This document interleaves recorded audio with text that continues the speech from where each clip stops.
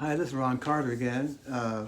I had an intro earlier, but we're going to do some questioning and answering. You are questioning and my answering. So uh, the questions are still coming in real fast. And let's see what we can get going here to answer some of your questions.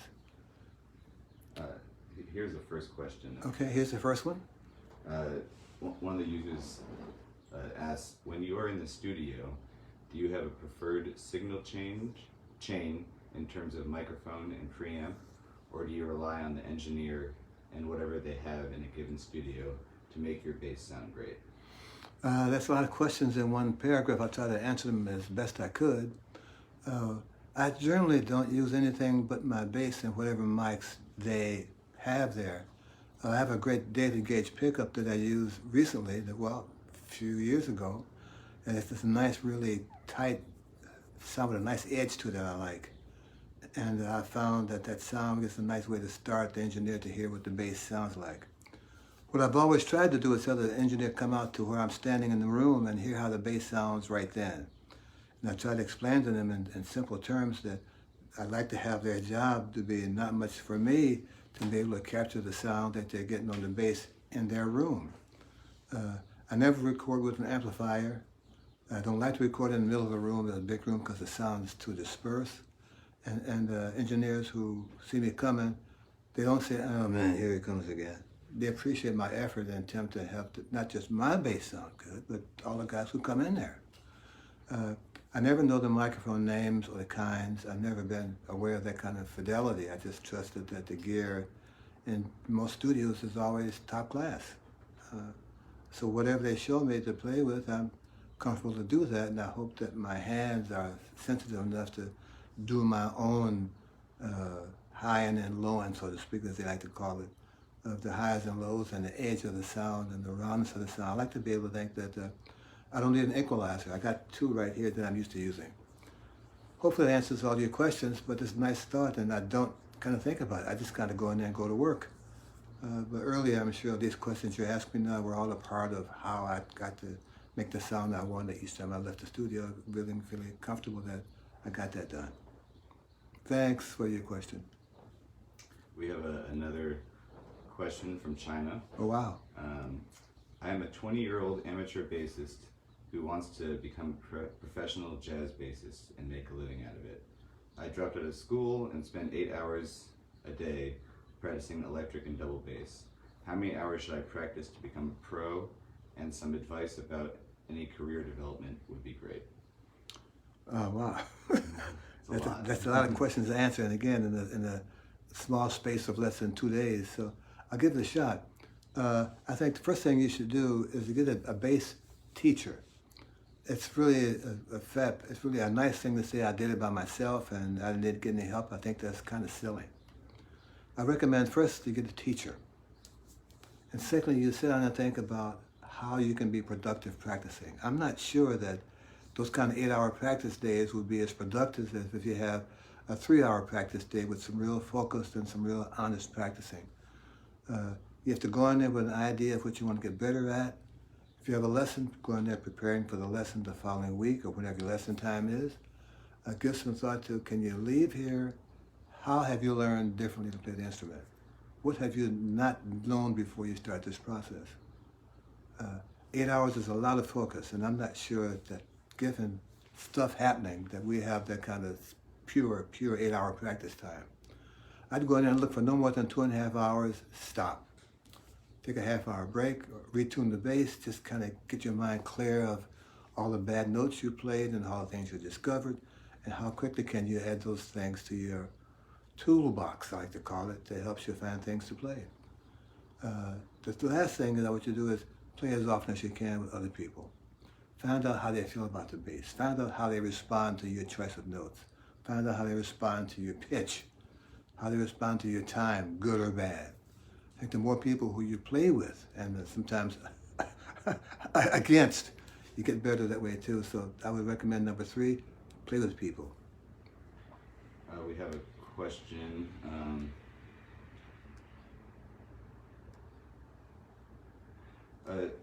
We have a comment. Any comment on how to transform studying scales and musical theory into making music? I play scales all the time, but I don't think in terms of my harmony necessarily as being scale related. When I'm playing a song like So What, I keep hearing this stuff. It's a modal thing, man. It's a modal thing on D. I said, okay, but when I hear that, I see the notes going up like this, and I see a chord attached to each note. So when I'm playing this song, I'm playing a D minor scale, a D minor chord. I'm playing an E minor flat 5. I'm playing a G and the bass over a C chord. I mean, I'm thinking of harmony, not rather than scales. So scales for me, as far as playing bass lines, are not part of my process. Unfortunately, when my lines get analyzed, they have a scale pattern, and so the thought by the transcriber is that I'm playing a scale. Well, that may be the analysis, but I'm not hearing that. Scales are great for developing technique. You learn where the notes are located on your bass, in this case bass. You learn intonation. You learn where else, alternate places to play these scales. I'm really great on doing that. So scales do help me establish a level of intonation consistency and knowing where these notes are on the bass other than da da da da da da da da. I like to do this da da da da da da da da. My books give you that kind of clue as to how I play that stuff, so give it a thought. Thanks for the question, and I'm anxious for some more. We have someone wondering, who were your influences? Well, that's a pretty general question. If you mean musically, the person who first caught my attention was the trombonist J.J. Johnson. I was playing opposite him in the house band in Rochester, New York, as I was in school, and I noticed how for a whole set, or 2 sets a night for 3 nights, he seldom went past the bell of the trombone. And having studied trombone 6 months, 6 weeks at the school, I realized how much he must really know the overtone series of the trombone to allow him to stay here and not do like this all night. I just said, well, look, there must be a way to play the bass like that. I mean, we need to play like this all night to find the right notes, whatever they are. We got to think some kind of more horizontally. So I've been working on that since then.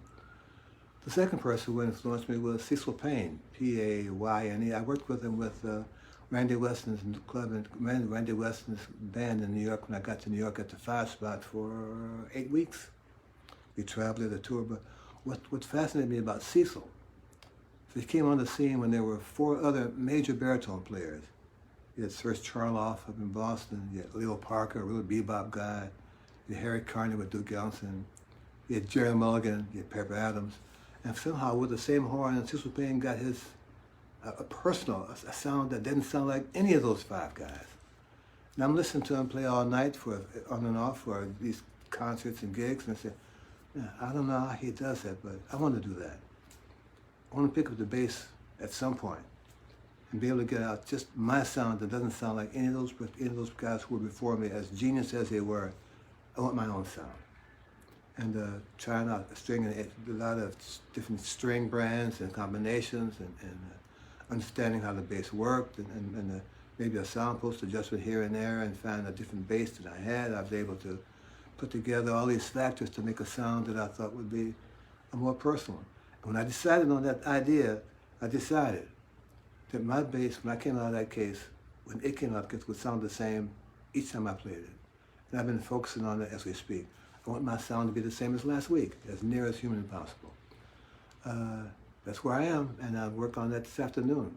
I had 2 students. When they left, I had to play a half hour to make sure I could do what I'm asking them to do, like a good sound. Thanks.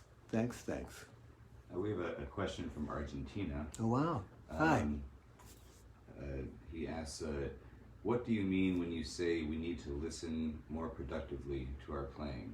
What should we be listening for?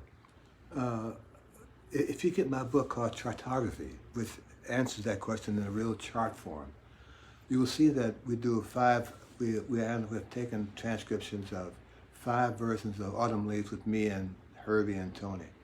You'll see that I have started an idea at the first concert, and for the succeeding 4 concerts at different intervals, I'm transposing and transferring and transposing some of these ideas from the first concert to the next 4. It's that idea I call of developing a memory. I think we do along some level, but we don't really develop that memory. You know, a few tricks that get someone's attention, ba ba da da da da da da, that kind of stuff. We all do that. That's all part of our toolbox. What I'm interested in having my students do is develop a line that they remember fragments of to develop a nice part of this line over here.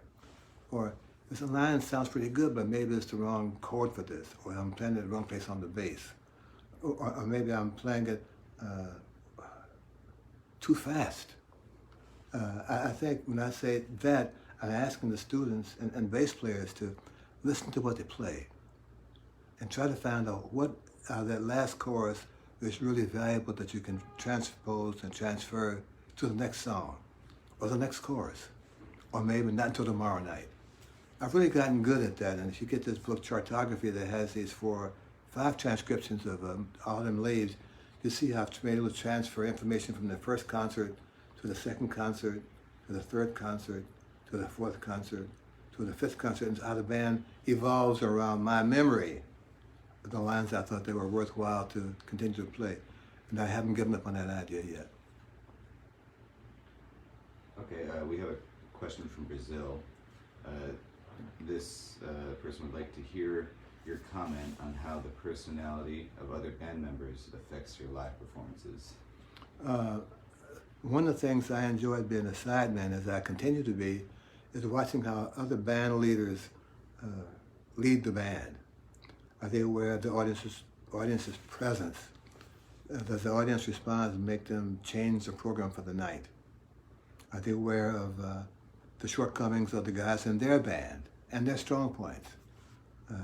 Do they think the drummer who plays bass drum is too loud for him to play? Is he going to tell this person, has he learned how to communicate that this drummer, that if he tightens up the bass drum or does something that doesn't interfere with the pitch of the band? Does he have the personality to tell a piano player, if you revoice this chord, whatever that is, to something else, it allows the melody to be stronger. I've learned from these band leaders how to be a band leader.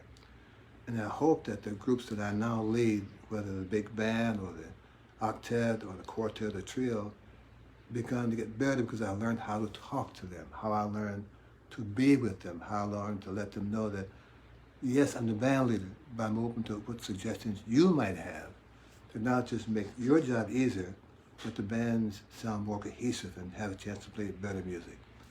A valuable lesson that I like to share with anyone who's in my band. Obrigado. So we let's see.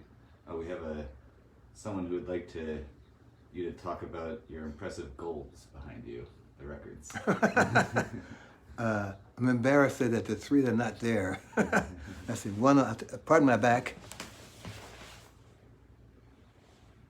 One of them is from a group called a new group called Tribe Called Quest, called the Low End Theory.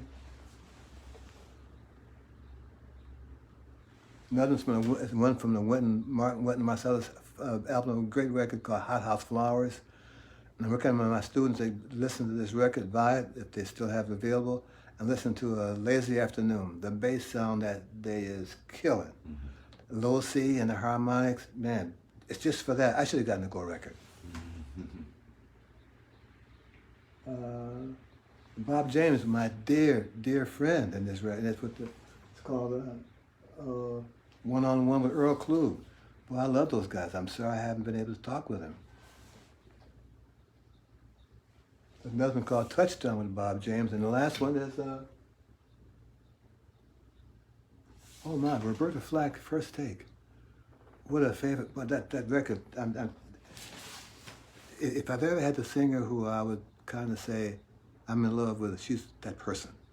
A great pianist, a great sense of lyrics, a great way of programming her concerts, and she understands what the bass player can do to help her sound better.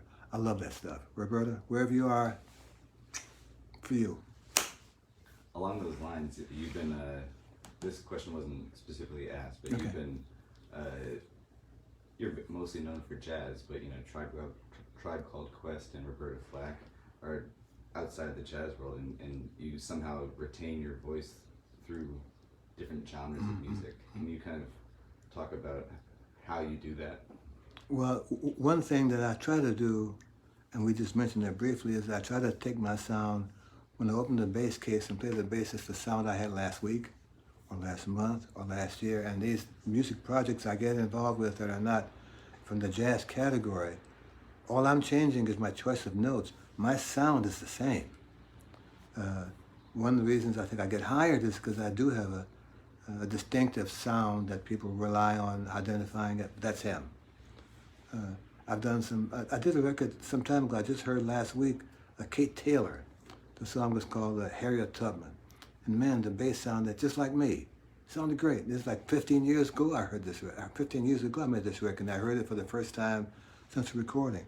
I think one of the reasons I'm called for is my sound is so distinctive, and so that's him kind of sound.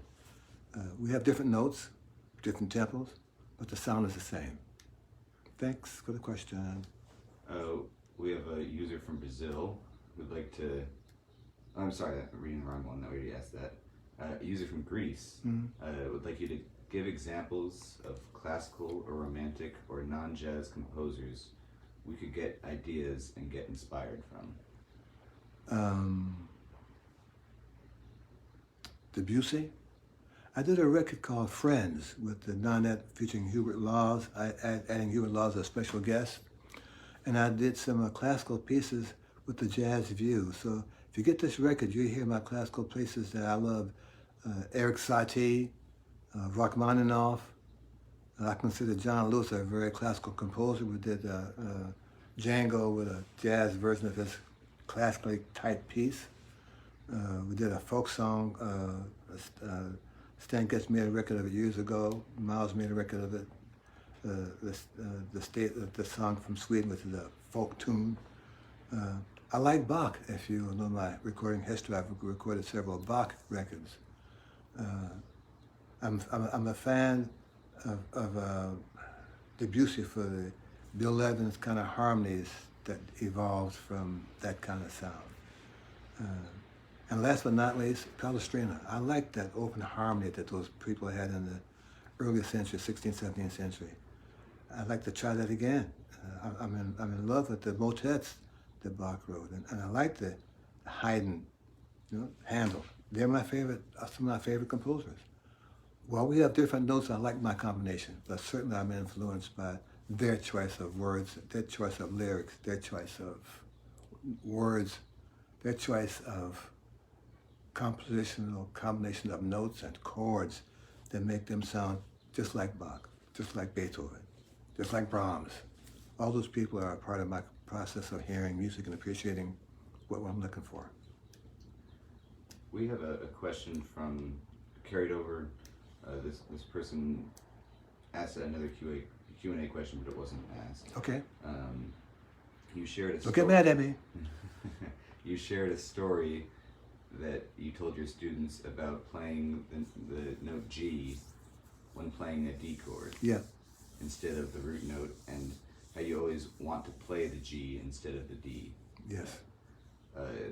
This person, I guess, is a guitar player and spent 20 years figuring out why you play the note G instead of D. Yes. And how you could share some of your thoughts on why playing that note is, and save him 20 years. Well, I'm not sure where you are, but the best way I can answer this is you and I play together. And when that happens, I won't have to tell you how or why you will hear the difference. One of the things I like to do, as you may have been aware of, is not play the root at the beginning of a bar. And I like inversions of chords, and I like sus chords when I'm playing the bottom note of the sus chord. That was a good example. He was hearing a D minor chord, with So What, I think is probably the tune, and I'm playing a G on the bottom of that.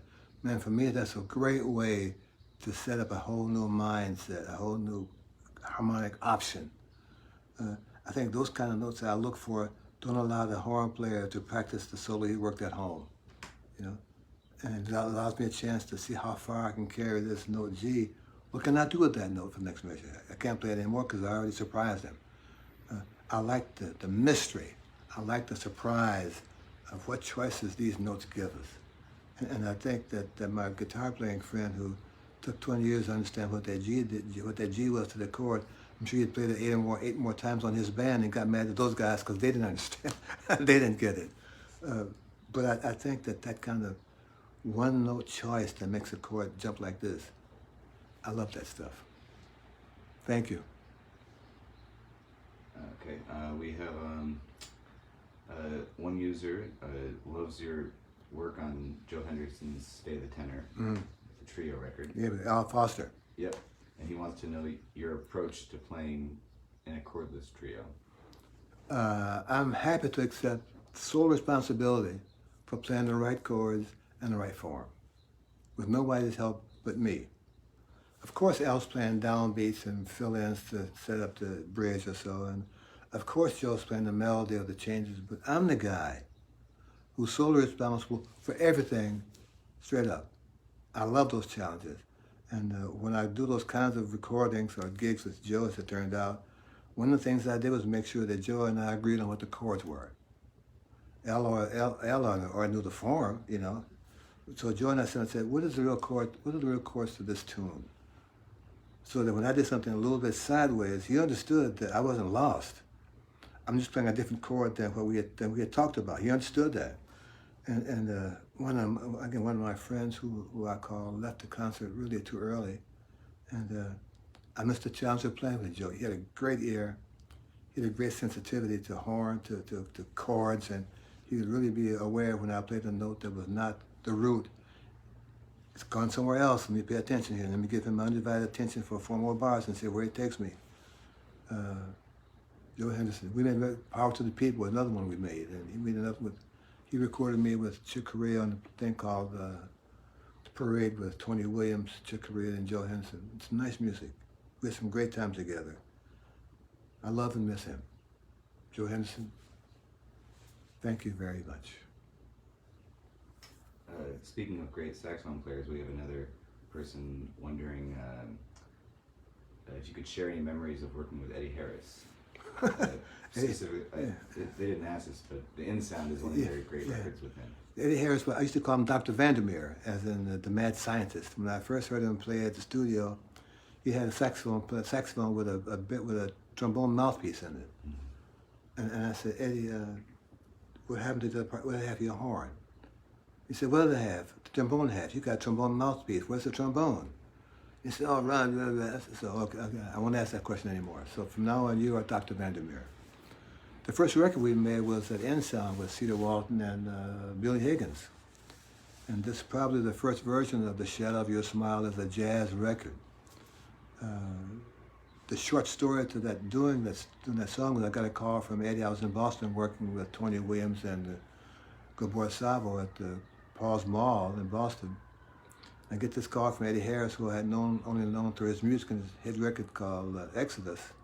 He said, I'm doing a record in New York with Cedar and Billy Higgins, and if you're available, I want to make this record with you. I said, yes. Wait, and now what? I'm looking for a lead sheet to The Shadow of Your Smile. I can't find one. So between now and Monday, which is Thursday, can you find a movie that has the song as a theme song and copy it down for me, and we do the date on Monday or Tuesday, and come back to New York from Boston. I said, okay. I'm thinking I can go to the local music store and hit a button and try. No. It just happens that the theater next door to the club was showing the Sandpiper, which is where The Shadow of Your Smile is from. So I'm in the dark, man, with a flashlight, with none of the batteries. I got holding the music on my paper on my lap. I'm trying to ratchet in the melodies, 8 bars of melody, and Johnny Mandel expands it. But I know there's something else coming on, and it goes back to the first 8 bars again. I'm listening to. I never saw the movie. All I did was have parts of the melody, so I put it together. I said, Ed, I got to New York. I said, Eddie, this is the melody as much as I can figure out. I think this is pretty right. Maybe in the wrong key. Yeah. I think I wrote it in D, something like that, but we recorded it in C, I think. But this is the best I could do in the dark. He said, okay, how much do I get paid for this? Well, what do you want? Well, give me some fresh batteries. We call it even. That's the story of Shadow of Your Smile. And I met Johnny Mandel years later and explained to him this story. He said, look, you should have called me. Yeah, right. Johnny Mandel, Ron Carter, New York, yeah, bam. In any event, I love John. We had some nice music together. The Jimmy Jimmy Scott record we did together. Lovely man, and another guy who left the concert too soon. But that's the short story of Eddie Harris and the Ensign. What a nice record that was. It really was. As a band Ray, leader, Ray Cosington playing trumpet. we have a user asking, as a band leader, what do you expect your musicians? What do you expect from your musicians, whether in rehearsal, recording session, or on a bandstand? Ooh. I expect their undivided attention. I expect them to trust my judgment in selection of songs. I expect their judgment when I tell them it's playing chorus is too long, or this song will not have a saxophone or a piano solo in it. I expect them to trust my judgment and say this tune will only trade fours and not anything else, no big drum solo. In general, they trust my discretion and my intention of making good music for this, in this case, this recording project. And I hope that they understand that I'm open to their suggestions by and large. I try to be open to them to say, well, you sure you mean that tempo? Or maybe another chorus here would be better than 3. Okay, I'm interested in those projects, those concepts, those feelings, those suggestions that will make the music sound better than I thought it would work. Let's give it a shot. But we only have 2 times to get it. The first take and the second take. After that, we're going to the next piece. So you gotta bring your A game, give me your undivided attention, and get this done. I guess we have a lot of people interested in specific records that you did. Okay, I'll try to remember. So this user says, Maestro, your formative work was with the Chico Hamilton Band with Eric Dolphy.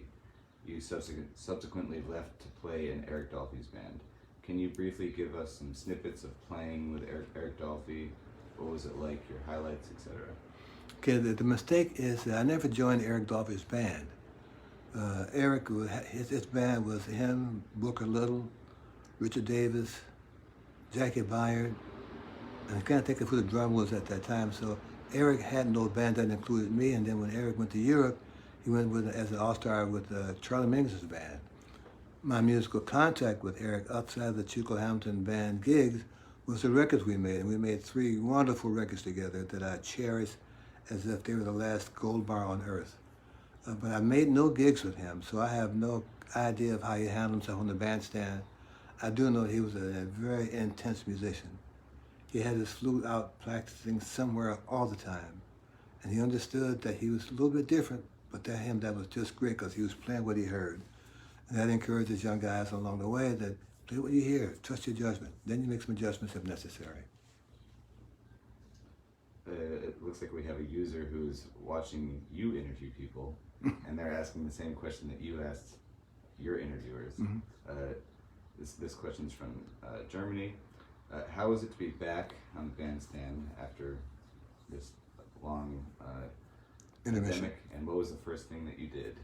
Okay, I called it the long intermission. Mm-hmm. Well, I haven't gotten to that place where we're on the bandstand. That happens in New York, August 4 through August 8 at the Blue Note with the quartet of Jimmy Green, Irene Rosnes, and Peyton Crosby on drums. And I've kind of decided that as we get to the bandstand, we'll all hug, and the last person to cry gets the biggest salary for the night.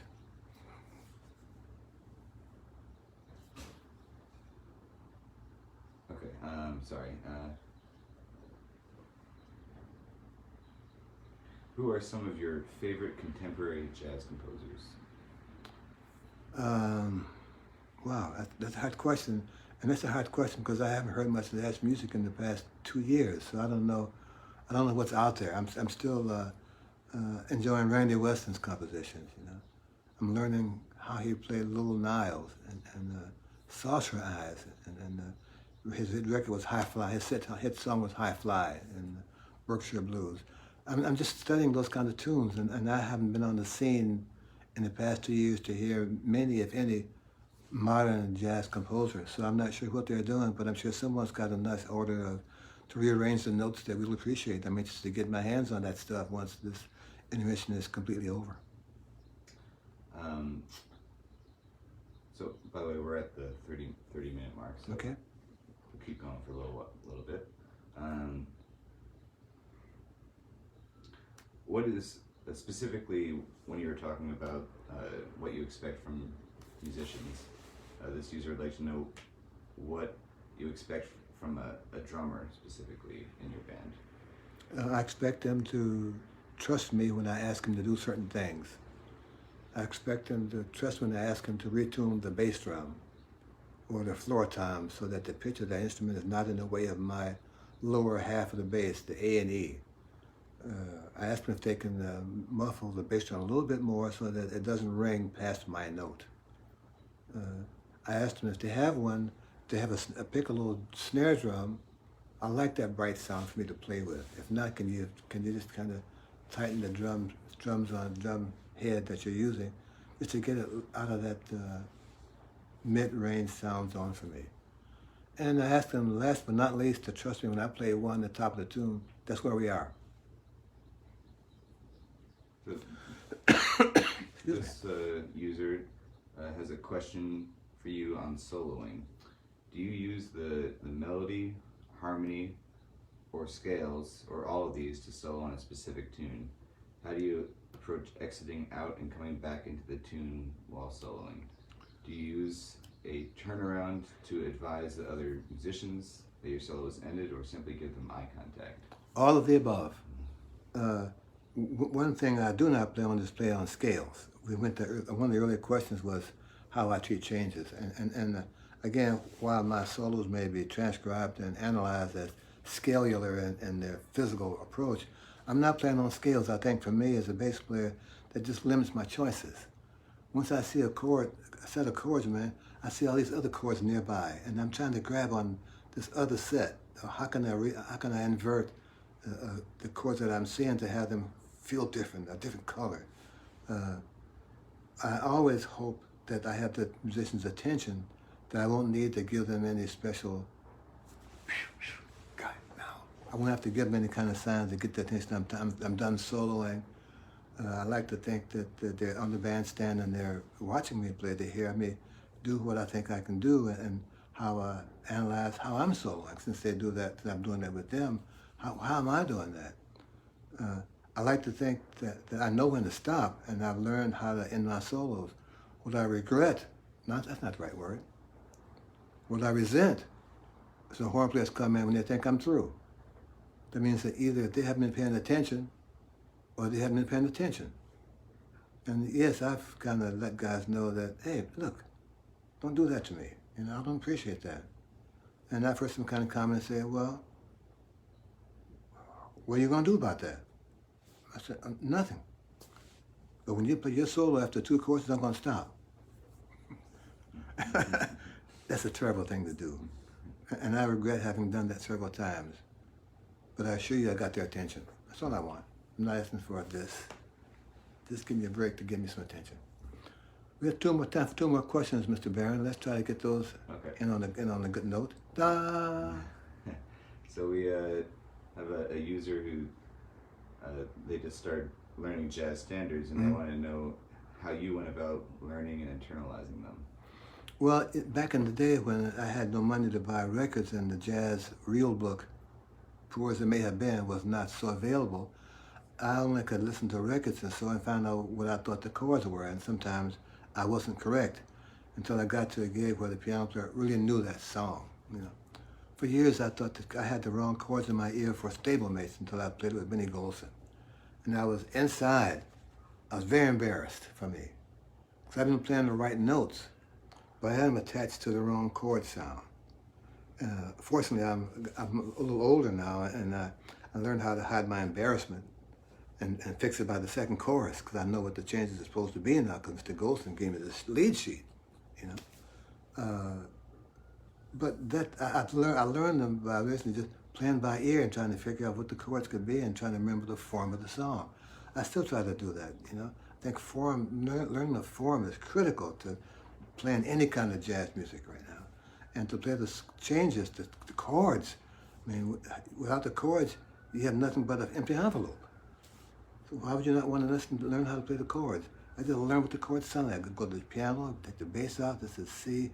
What's the sound? Oh, so that's a C7. Oh, that's a D flat. So that's a flat 9. Oh, that's an augmented chord. C, G sharp. Stuff. You know. Trust your ear, and trust your desire to want to hear better.